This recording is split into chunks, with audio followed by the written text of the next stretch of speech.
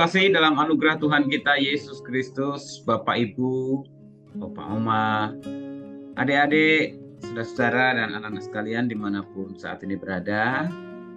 Kembali bersama saya hari ini, Pendeta Adi Cahyono, dalam program Sapaan Gembala GKID 5 Selasa, tanggal 21 Februari 2023. Saya masih membawakan rangkaian seri All About Love, dan ini seri yang ketiga di bulan ini dengan tema The Power of Love.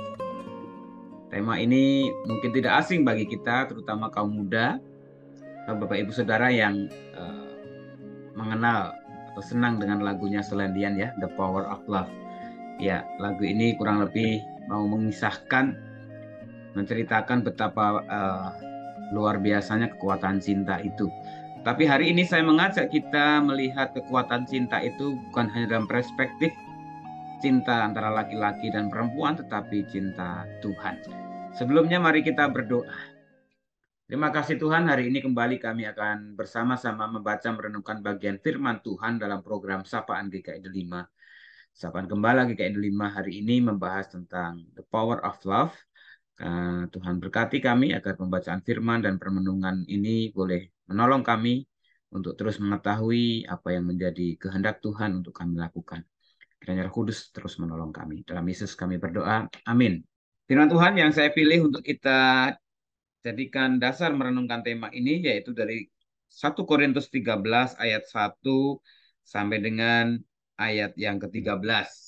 Ini ayat atau perikop yang sangat terkenal berbicara tentang apa itu kasih, apa itu fungsi ataupun tujuan kegunaan dari kasih dan impact-nya ya.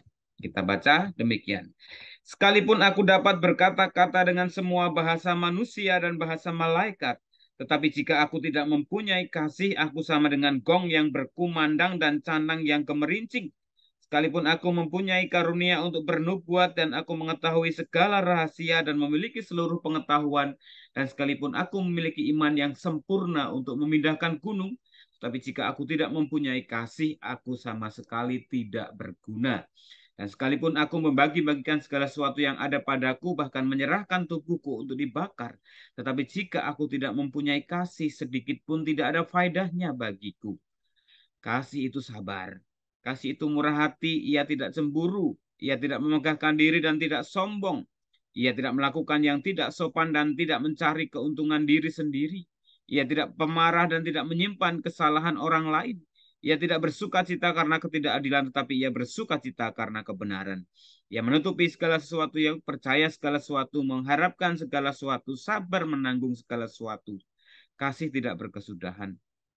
Nubuat akan berakhir, bahasa roh akan berhenti, pengetahuan akan lenyap. Sebab pengetahuan kita tidak akan lengkap dan nubuat kita tidak sempurna. Tetapi jika yang sempurna tiba, maka yang tidak sempurna itu akan lenyap. Ketika aku kanak-kanak, aku berkata-kata seperti kanak-kanak, aku merasa seperti kanak-kanak, aku berpikir seperti kanak-kanak. Sekarang sudah aku menjadi dewasa, aku meninggalkan sifat kanak-kanak itu. Karena sekarang kita melihat dalam cermin suatu gambaran yang samar-samar, tetapi nanti kita akan melihat muka dengan muka.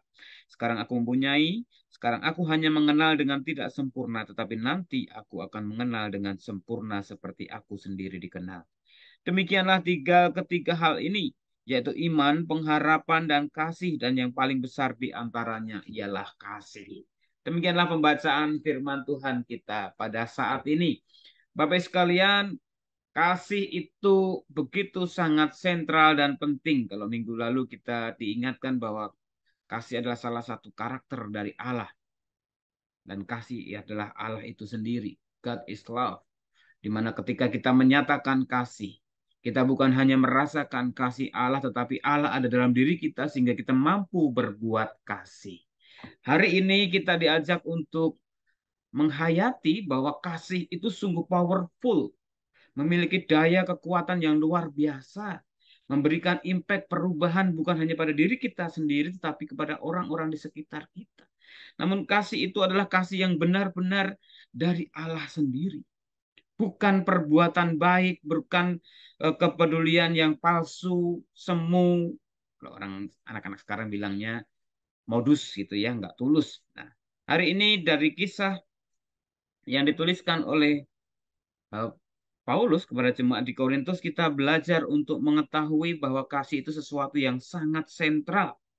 Kasih bukan hanya salah satu ciri khas orang Kristen, tetapi jiwa dan jati diri dari Kristen dan kekristenan. Kasih mutlak untuk kualitas kehidupan di kalangan gereja sendiri. Paulus menegaskan bahwa karunia yang paling utama yang harus dipraktekkan oleh setiap warga gereja untuk membangun tubuh Kristus adalah kasih. Semua karunia sehebat apapun akan menjadi sia-sia, tidak berguna bagi orang lain, juga bagi dirinya sendiri bila tidak dilakukan dalam kasih dan karena kasih. Ajaran Paulus ini sangat ekstrim ya, Bapak Ibu sekalian. Siapa kita yang saat ini tidak seperti jemaat di Korintus, menganggap penting memiliki karunia berkata-kata, memiliki karunia bernubuat bahkan, dan segala macam kehebatan.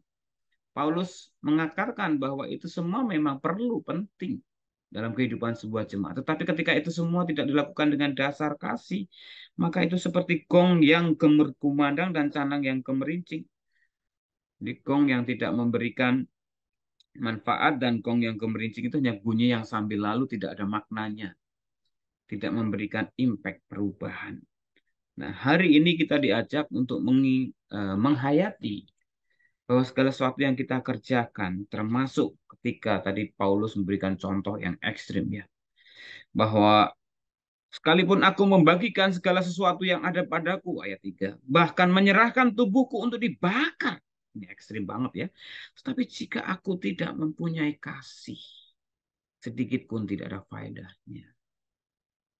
Bapak sekalian, ada banyak sekali kisah atau foto yang kita lihat, video ketika gempa bumi melanda Turki dan Suriah ya. Di antara runtuhan gedung masih ada beberapa kisah-kisah pilu ayah atau keluarga yang berusaha menyelamatkan anaknya dari dalam runtuhan atau keluarga yang lain. Itu ya sangat pilu. Ini menjadi sebuah momen-momen betapa kita perlu mensyukuri setiap kesempatan yang Tuhan masih izinkan ada dalam hidup kita. Bukan hanya ketika kita dalam keadaan sedih, tertimpa musibah, bencana, kehilangan orang terkasih, tetapi mari kita hargai setiap kesempatan yang ada untuk kita sungguh-sungguh mengasihi. Karena itu meaningful, powerful ya, yang membuat kita bisa senantiasa relate dengan Tuhan, terkoneksi dengan Tuhan. Mengingatkan pada kita bahwa setiap hidup ini adalah kesempatan yang harus kita syukuri dengan mengasihi orang-orang di sekitar kita, bukan ketika hanya saat membutuhkan, tetapi saat kita dibutuhkan. Maka lakukanlah itu dengan kasih. Seperti dalam 1 Petrus yang lalu ya, kita berbuat kasih karena kita lebih dahulu dikasihi oleh Allah di dalam Yesus Kristus. Orang-orang yang memiliki penghayatan itu, dalam setiap perbuatan baiknya, dalam setiap tindakan baiknya, kepeduliannya, bukan karena ada kepentingan, modus, atau punya tujuan dalam arti untuk mencari keuntungan diri sendiri.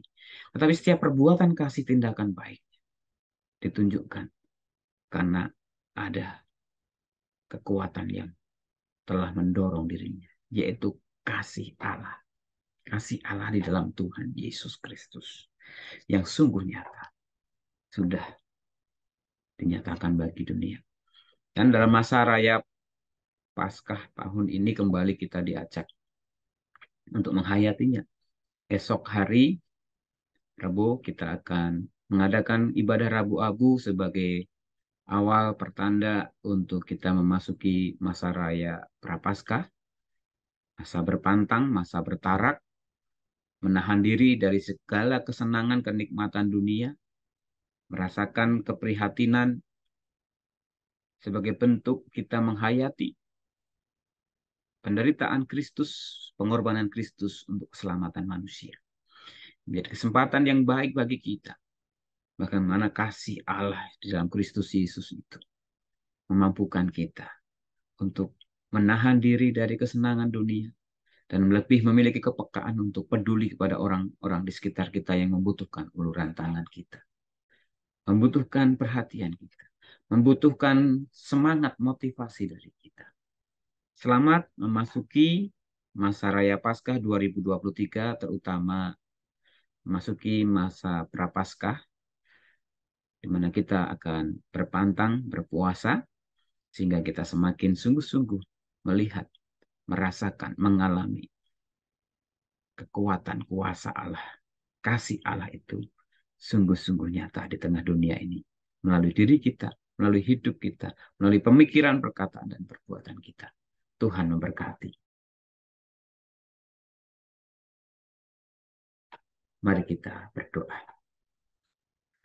Terima kasih Tuhan, kami bersyukur pada kesempatan yang indah ini kami boleh bersama-sama kembali membaca, merenungkan bagian firman Tuhan yang mengingatkan kepada kami bukan besarnya kuasa kasih Allah dalam hidup manusia di dunia ini, dan kiranya kami rindu dipakai oleh Tuhan, boleh menyatakan kasih Allah yang begitu hebat, begitu nyata, terus dicurahkan bagi dunia ini. Tuhan, kami bersyukur kalau sebentar esok hari kami akan kembali memasuki penghayatan masa raya Paskah 2023 dengan ibadah Rabu Abu. Tuhan tolong berkati para pelayanmu, boleh mempersiapkan diri dengan baik, dan umatmu yang rindu untuk boleh memasuki penghayatan puasa Paskah, boleh hadir, boleh mengikuti dengan kesungguhan, dengan ketulusan, dan akhirnya juga boleh semakin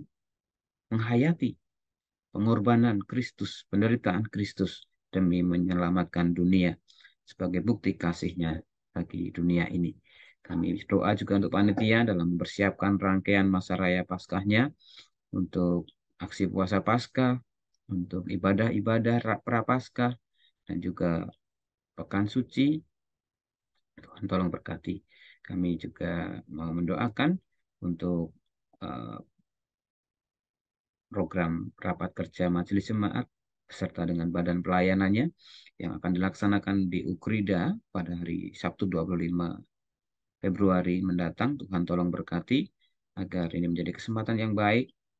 Majelis Jemaat boleh bersinergi dengan seluruh aktivis para pelayan Tuhan di GKI 5 untuk mewujudkan nyatakan misi Allah, karya Allah untuk tahun pelayanan 2023-2024 nanti. Kami bersyukur saat ini untuk saudara-saudara kami yang berulang tahun pada tanggal 20, Ibu Elizabeth Ratnawati, Ibu Saran Berta Riantini, Saudari Miska Eseli, Bapak Dwidio Hanung Haskoro, dan juga tanggal 21 hari ini Saudari Casey Patricia dan Bapak Yohanes Eureka Shalom. Bapak, kami bersyukur bersama saudara kami yang bertambah usia pada hari kemarin dan hari ini. Tuhan tolong untuk mereka juga boleh senantiasa berbahagia dengan orang-orang terkasih di sekitar mereka, dengan keluarga, dengan rekan kerja, rekan pelayanan, studi, belajar, dan dimanapun mereka berada, mereka terus boleh menyatakan kasih Allah di tengah dunia ini untuk boleh memuliakan Tuhan dalam hidupnya. Kami serahkan seluruh doa permohonan kami ini Tuhan dengan doa yang telah Tuhan ajarkan kepada kami. Bapa kami yang di surga, dikuduskanlah namamu, datanglah kerajaanmu, jadilah kehendakmu di bumi seperti di surga. Berikanlah kami pada hari ini makanan kami yang secukupnya, dan ampunilah kami akan kesalahan kami, seperti kami juga mengampuni orang yang bersalah kepada kami. Dan jangan bawa kami ke dalam pencobaan, tapi lepaskanlah kami daripada yang jahat, karena Engkau yang punya kerajaan dan kuasa dan kemuliaan sampai selama-lamanya.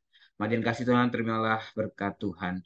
Tuhan memberkati engkau dan melindungi engkau. Tuhan menyinari engkau dengan wajahnya dan memberi engkau kasih karunia. Tuhan menghadapkan wajahnya kepadamu dan memberi engkau damai sejahtera. Haleluya. Amin.